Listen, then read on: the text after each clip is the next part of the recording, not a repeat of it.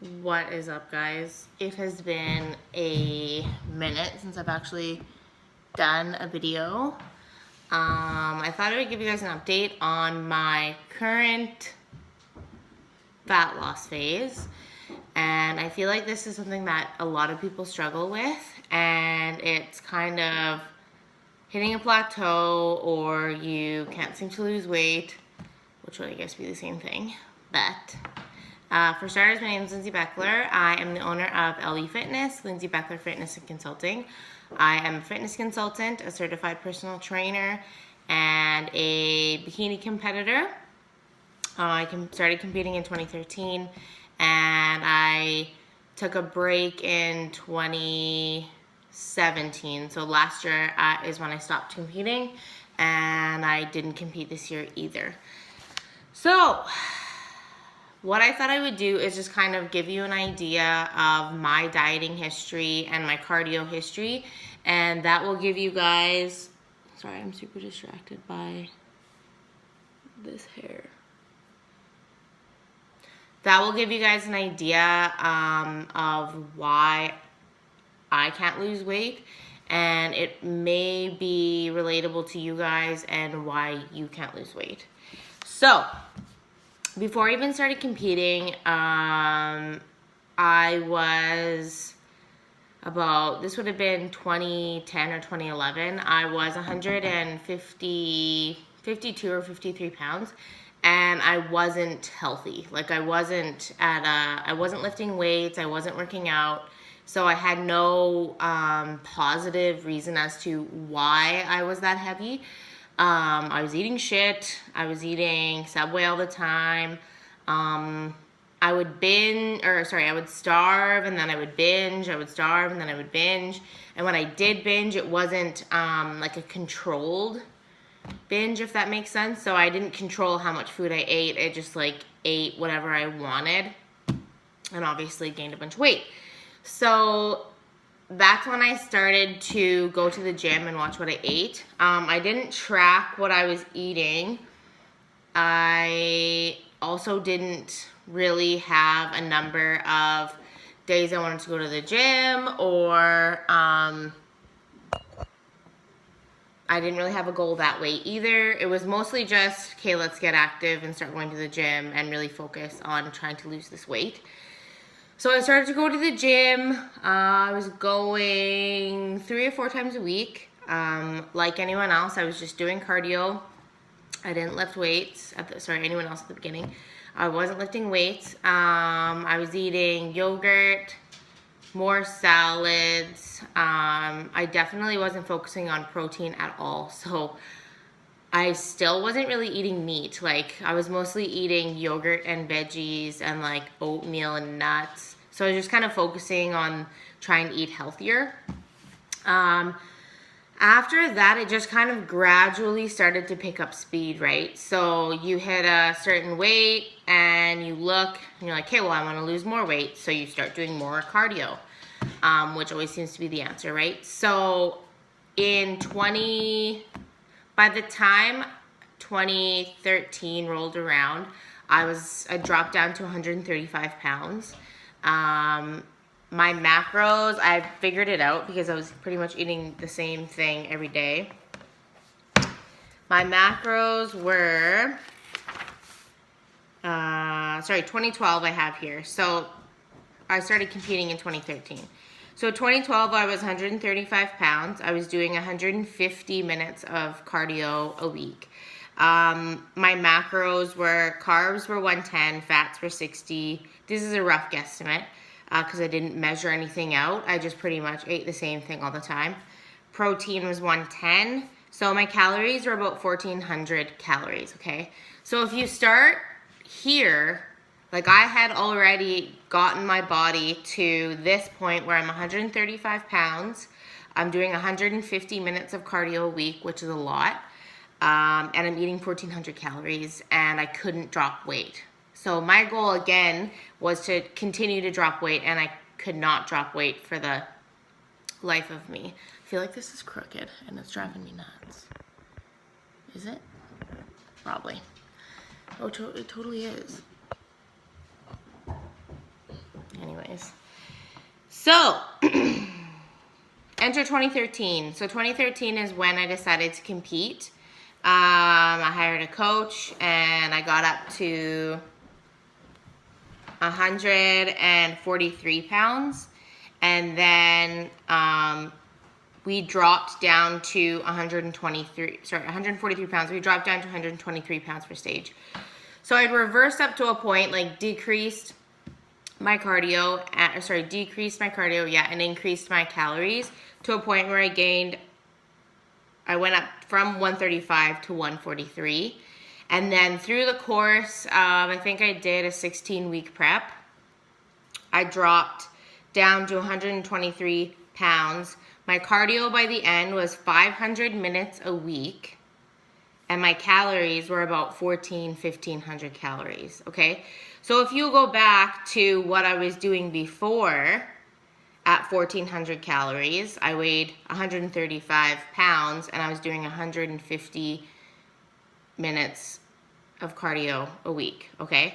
So from this point would be a good point to start reversing your diet, right? Start cutting down on cardio and start increasing your calories. I didn't have any knowledge at this point about reverse dieting. I just thought, okay, I'm supposed to maintain this weight for life. I'm supposed to keep doing this much cardio if I want to stay this small. So I kind of continued on that route for a few months. I continued that route for at least 3 or 4 months. And then at the same time I was having issues where, you can't restrict for so long anymore. So then you have a cheat meal and then the cheat meal turns into a cheat day and a week and whatever else. So I eventually, in 2014, I got up to the point where I was 138 pounds.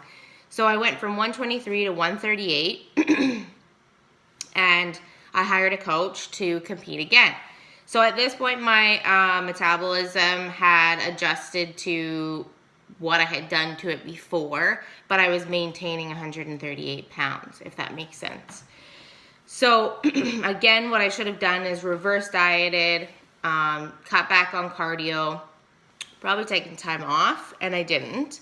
So I hired a coach, and in 2014, we went from 138. We reversed for a little bit, so I got back up to about 143 again. I was still doing 30 minutes of cardio. I was still probably doing about 150 minutes of cardio just to start at 143 pounds. So as my prep went on, I did 16 weeks. We got to about 3 or 4 weeks out, and I was stuck at 135 pounds. So 135 pounds was my homeostasis, like my the plateau where my body liked to stay, and it was hard for me to get past 135 pounds. My body was comfortable there. So to get past 135 pounds, we were doing 666 minutes of cardio a week. Michael. Nice work. It's a lot of cardio. So we're doing that much cardio. My calories had been dropped down to 1,100. So just imagine this, okay? So you're trying to get down, you're at 135 pounds and you're just trying to get to 123.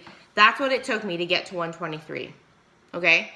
So I'm continuing to damage my metabolism and put it into a place where it's gonna stick. So again, after 2014, I should have reversed. I did reverse a little bit, but definitely not enough. 2014 was the year that I got married, and then I went on my honeymoon and rebounded. So I went from 123 up to, again, 138 in a matter of, honestly, probably a month. So when you shock your metabolism like that too, people think, oh, well then I'll just go back to what I was eating before and then I can drop the weight and it'll just come right off. That's not how it works. That's not how your body works. So again, in 2015, I wanted to compete again. So now I'm at 138 pounds again. I was doing, for sure, I think I went back to 150 minutes of cardio. So my body, 150 minutes of cardio is kind of what it was used to at the beginning. So that's where it liked to stay, but I'm maintaining 138 pounds, but I'm also eating 1,100 calories, okay? So we get to 2015 and I hired a coach again. I had talked to a few coaches, and at this point, coaches that I had reached out to had told me, you need to start thinking about reverse dieting and you need to take time off. But I had been going through a lot in my life at that time, and I just thought, like, no. Like, I know what this takes. Like, it's easy. Like, I just do 2 hours of cardio a day and eat 1,100 calories. Like, that's normal, right? Which is not.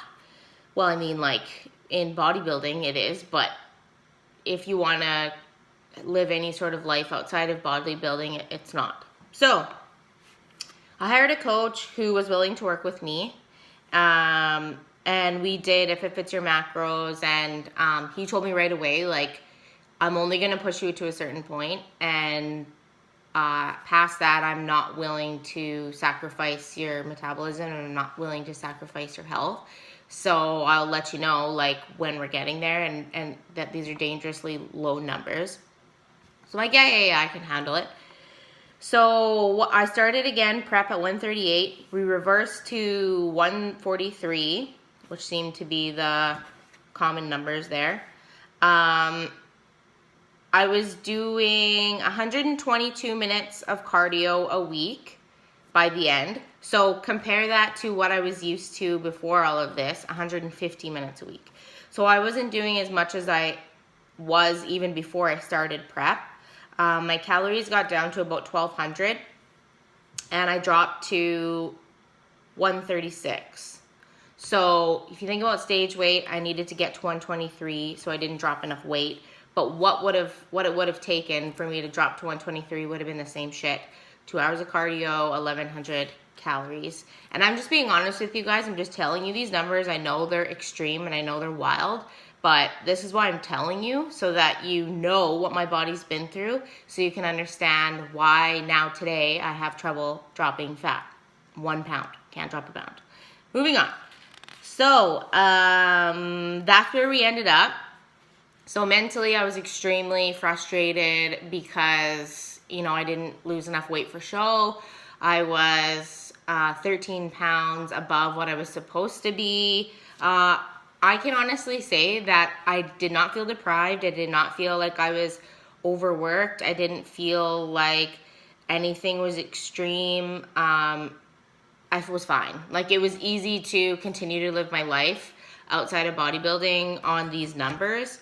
Again, that's just from somebody who's used to a lot of activity and eating a certain way. So this wasn't extreme for me. So it was very, very easy for me to continue this way after prep and reverse diet. So, I mean, and when I say easy, I just mean, like, it wasn't as hard as 2 hours of cardio, and I'm 123 pounds and I'm fucking starving. So, it was very simple for me to reverse in 2015. I got up to about 1,800 calories and I only gained 2 pounds. So by the end of it, I was doing, I didn't do the math, but after I reversed, I was eating 1,800 calories and I was doing maybe 90 minutes, not even 60 to maybe, I don't know, I'm going to say 60 to 90 minutes a week of cardio. So, and that to me was like, it was easy to maintain that amount of cardio. Usually after I weight train, if I'm doing 15 to 20 minutes of cardio, to me, that's like a cool down. Like, to some people, that's really, really extreme, but I'm used to worse than that, like a lot more than that. So to me, that's maintainable and I can do it. So I probably, looking back, I definitely should have stayed on that route and just kept reversing up past 2,000 calories, well into maybe 3,000 calories. And maybe kept cardio the same because I actually enjoy cardio. I need it for mental health reasons.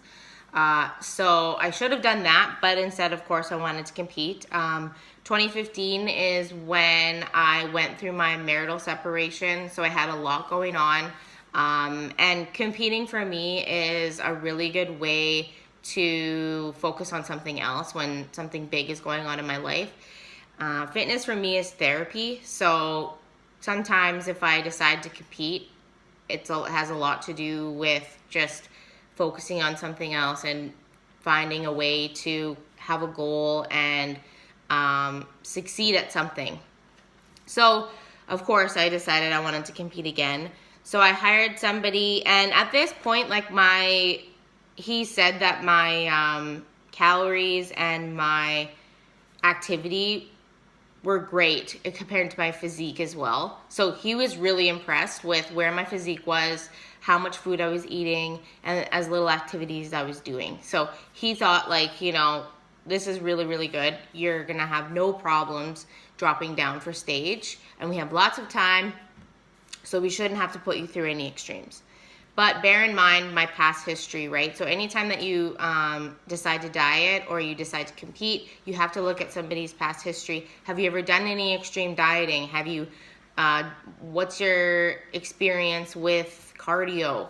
If at any point in somebody's life they've been put through an extreme, and they've dropped a lot of weight in a small amount of time, there's an indication there that your body might go back to those types of extremes in order to drop fat. So in 2016, I was at 138. We reversed up to 143 again. By the end of my prep, I was doing 720 minutes of cardio a week. My calories were roughly 1,200 calories. Stage weight was 123 pounds. I will honestly tell you that this was the most difficult prep I've ever done. I was exhausted all the time, but mostly I was exhausted mentally, just because I had a lot going on in my life. I pride myself on my ability to push through physical barriers. So cardio to me is whatever, I'll do it. It's not a big deal. Food, same thing. I like structure, so I have no problem following a plan.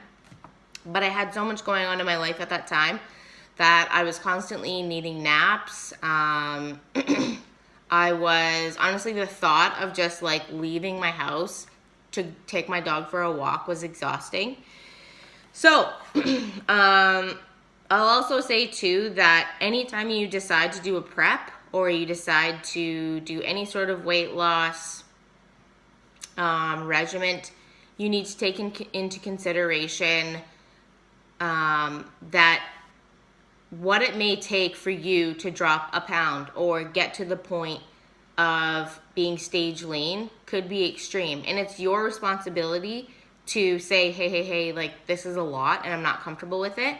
The coach's job, the person that you've hired, they need to take into consideration your mental health and your physical health as well. But they're there to tell you this is what it's going to take.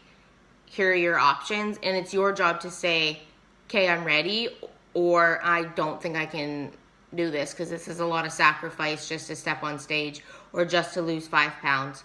Anytime that you're put through any sort of extreme, you should ask about reverse dieting. And if the option is there, take it. It's for long-term health.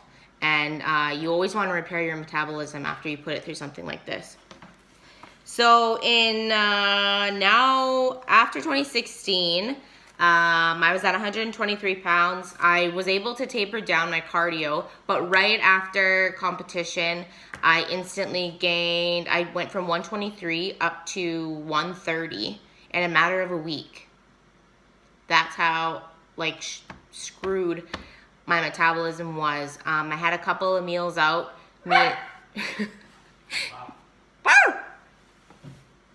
Me and Mike went to Moncton, and I'm not gonna lie to you, like I had a great time in Moncton. We went for dinners, we had desserts, Mike made these like brownie things that were unbelievable. So I had lots of those. So I had fun.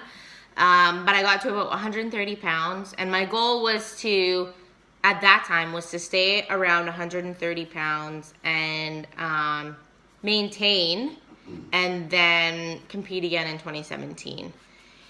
So my house sold, I went through my separation, we were deciding to move to Kelowna, and I just had so much going on in my personal life that I was not willing to follow any sort of regimen. I was just so over checking in with a coach, I was over taking photos of myself, I was just done, mentally done. So my coach at the time was amazing, he was awesome. But I just told him, I can't do this anymore. Like, I need a break from all of it, just from focusing on food and nutrition and going to the gym as many times as I needed to go. So I went off on my own and I took a trip to Bali. Me and Mike went to Bali for a month, and I didn't eat enough in Bali, and my daily activity was through the roof, right? Because you're constantly walking, it's hot. So you go from that to not eating very much, come back home from that to Christmas. So you go from like activity is here, food is here, to this. So then it was like we're sitting around, visiting with family, eating more than I needed to be eating and that my body was used to. And we got back in December, I weighed myself. I waited to weigh myself until March of 2017. And I went from 130, I probably reversed, I'd say, to about 140 before we went on the trip. I went from 140 to 157 pounds. So in March of 2017, I weighed myself, I was at 150.